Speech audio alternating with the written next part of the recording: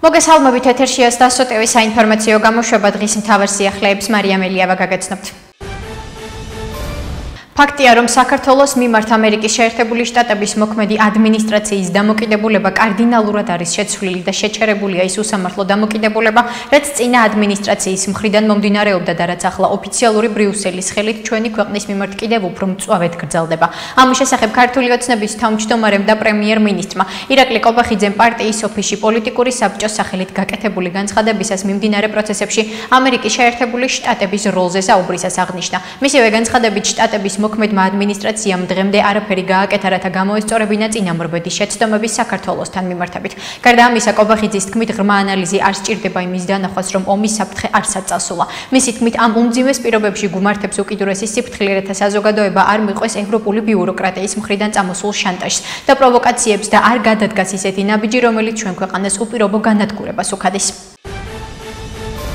შინაგან საქმეთა მინისტრმა გელა გელაძემ სახალხო დამცველ ლევან იოსელიანთან გაცნობიტი ხასიათი შეხვედრა გამართა. შინაგან საქმეთა სამინისტროს ცნობით შეხვედრაზე ადამიანის უფლებების დაცვის კუთხით ქვეყანაში არსებული ვითარება განიხილეს. გელა გელაძემ ხაზი გაუსვა სახალხო დამცველის ინსტიტუტის საქმიანობის მნიშვნელობას და აღნიშნა, რომ ადამიანის უფლებების დაცვის სტანდარტის კიდევ უფრო გაუმჯობესების მიზნით მნიშვნელოვანია ორ ინსტიტუციას შორის თანამშრომლობის გახმოვება. მინისტრის თქმით, ადამიანის უფლებებისა და მათი უსაფრთხოების დაცვა სამინისტროსთვის პრიორიტეტულ საკითხს წარმოადგენს. თავის მხრივ ლევან იოსელიანი მინისტრს სახალხო დამცველის ინსტიტუტის საქმიანობის ძირითად მიმართულებებზე ესაუბრა და პარტნიორობის კიდევ უფრო მეტად გაღრმავების მზაობა გამოთქვა. აღნიშნულია ინფორმაციაში.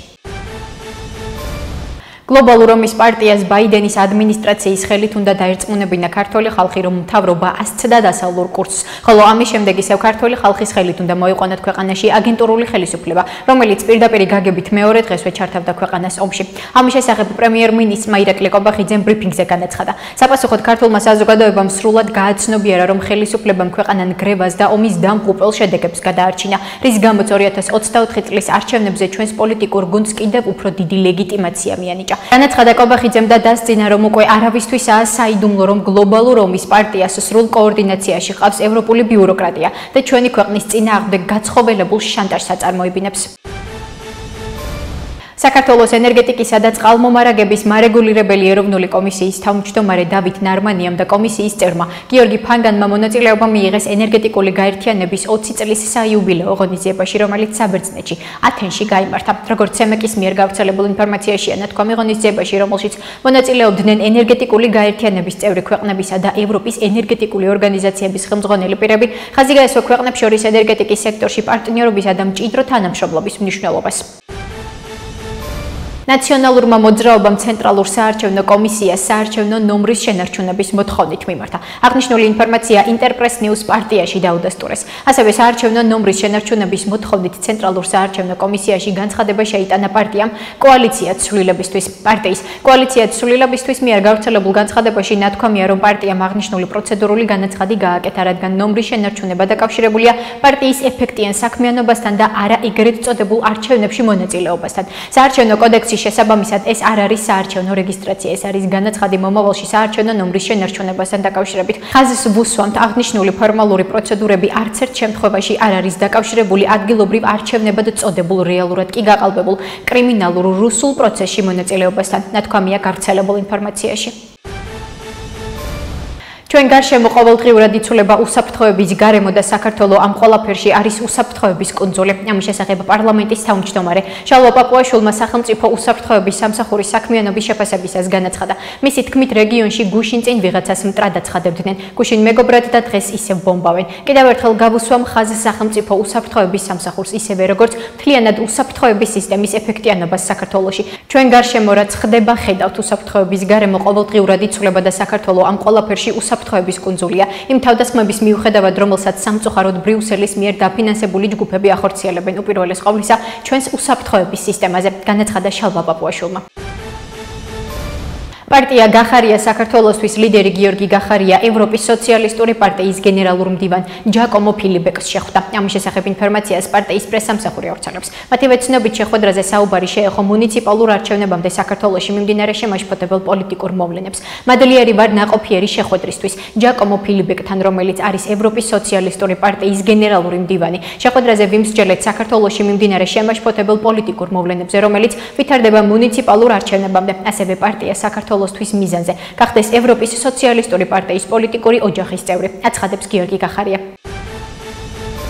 საქართველოს პროკურატურამ გორის მუნიციპალიტეტის სოფელ ხელთუბანში მომხდარი პოლიციელებზე ჯგუფური თავდასხმის და წინააღმდეგობის გაწევის ფაქტზე 5 პირს ბრალი წარუდგინა. ამის შესახებ ინფორმაცია საქართველოს პროკურატურა ავრცელებს. უწყების ცნობით შინაგან საქმეთა სამინისტროს მიერ ჩატარებული გამოძიებით დადგინდა, რომ გორის მუნიციპალიტეტის სოფელ ხელთუბანში ავტომანქანით გადაადგილდებოდა არასრულწლოვანი, რომელსაც არ ჰქონდა მართვის უფლება. პოლიციელებმა იგი გადამოწმების მიზნით შეაჩერეს და განუმარტეს სამართალ დარღვევის შინაარსი. არასრულწლოვანმა და მასთან ერთად ალკოჰოლური თრობის ქვეშ მყოფმა პირმა პოლიციელებს სიტყვიერი და ფიზიკური შეურაცხყოფა მიაყენეს. ერთ-ერთი მათგანის დაკავებისას ადგილზე დამატებით მისული პოლიციელებიდან ერთს ალკოჰოლური თრობის ქვეშ მყოფმა ბრალდებულმა ცული მოუქნია, რის შედეგადაც პოლიციელი დაიჭრა. ასევე არასრულწლოვანმა ბრალდებულმა დანი ციცოცხლისათვის საფათო მძიმე დაზიანება მიაყენა 2 პოლიციელს. ბრალდებულების დაკავებისას ხელის შეშლის მიზნით მიმდებარე ტერიტორიაზე მყოფმა 3 პირმა ჯგუფური წინააღმდეგობა გაუწია პოლიციელებს. ახლა კი გაგაცნობთ უცხოეთის სიახლეებს. უკრაინის პრეზიდენტმა ვოლოდიმირ ზელენსკიმ თავდაცვის ყოფილი მინისტრი რუსტემ უმეროვი ეროვნული უსაფრთხოებისა და თავდაცვის საბჭოს მდივნად დანიშნა. ინფორმაციას უკრაინული მედია ავრცელებს. მათივე ინფორმაციით ამის შესახებ საუბარია პრეზიდენტის 18 ივლისის განკარგულებაში. ამასთან კიდევ ერთი განკარგულებით ზელენსკიმ ალექსანდრ ლიტვინენკო ეროვნული უსაფრთხოებისა და თავდაცვის საბჭოს მდივნის თანამდებობიდან გაათავისუფლა. შეგახსენებთ, უმეროვი თავდაცვის მინისტრის თანამდებობაზე 2023 წლის 6 სექტემბრიდან მსახურობდა და ის ყოფილმა პრემიერმა დენის შმიგელმა ჩაანაცვლა. ლიტვინენკოს კი ეროვნული უსაფრთხოებისა და თავდაცვის საბჭოს ხელმძღვანელის თანამდებობა 2024 წლის 26 მარტიდან ეკავა. ევროკავშირმა ელჩების დონეზე რუსეთის წინააღმდეგ სანქციების მე-18 პაკეტი დაამტკიცა. ამის შესახებ უკრაინის პრეზიდენტის ადმინისტრაციის ხელმძღვანელი ანდრეი ერმაკი X-ზე წერს. მისი ინფორმაციით სანქციები მოიცავს ჩრდილოეთის ნაკადი 1 და ჩრდილოეთის ნაკადი 2 გაზსადენებთან დაკავშირებული ყველა ტრანზაქციის აკრძალვას, რუსული ნავთობის ფასებზე ლიმიტის დაწესებას, რუსეთის ჩრდილოვანი ფლოტიდან კიდევ 105 ტანკერის დასანქცირებას. ამასთან ერმაკის განმარტებით სანქციები ითვალისწინებს რუსული ნედლი ნავთობისგან დამზადებული ნავთობპროდუქტების იმპორტის სრულ აკრძალვას. მივესალმები რუსეთის წინააღმდეგ ჩვენი სანქციების მე-18 პაკეტზე შეთანხმებას დარტყმას ვაყენებთ რუსეთის ომის მანქანის გულს. ამის შესახებ ევროკომისიის პრეზიდენტი ურსულა ფონ დერ ლაიენი X-ზე წერს. მისი თქმით, სანქციების სამიზნეს წარმოადგენს რუსეთის საბანკო, ენერგეტიკული და სამხედრო სამრეწველო სექტორები და ნავთობის ფასები. მიზანში ვიღებთ მის საბანკო, ენერგეტიკულ და სამხედრო სამრეწველო სექტორებს და ნავთობის ფასების ახალ დინამიურ ზედაზღვარს. ეს ზეწოლა გაგრძელდება მანამ, სანამ პუტინი ამ ომს არც დაასრულებს, წერს ურსულა ფონ დერ ლაიენი. შეგახსენებთ, ევროკავშირის ელჩებმა რუსეთის წინააღმდეგ სანქციების მე-18 პაკეტზე შეთანხმებას მიაღწიეს. ნატოს გენერალური მდივანი მარკ რუტე იულია სვირიდენკოს და დენის შმიგელს უკრაინის პრემიერ-მინისტრის და თავდაცვის მინისტრის თანამდებობებზე დანიშნოს ულოცავს. ულოცავ იულია სვირიდენკოს უკრაინის პრემიერ-მინისტრად დანიშნას და მადლობას ვუხდი დენის შმიგელს შესანიშნავი მუშაობისთვის. მოუთმენლად ველი მასთან მჭიდრო თანამშრომლობას თავდაცვის მინისტრის ახალ თანამდებობაზე. უკრაინას ნატოს მუდმივი მხარდაჭერა აქვს, წერს რუტე სოციალურ ქსელში.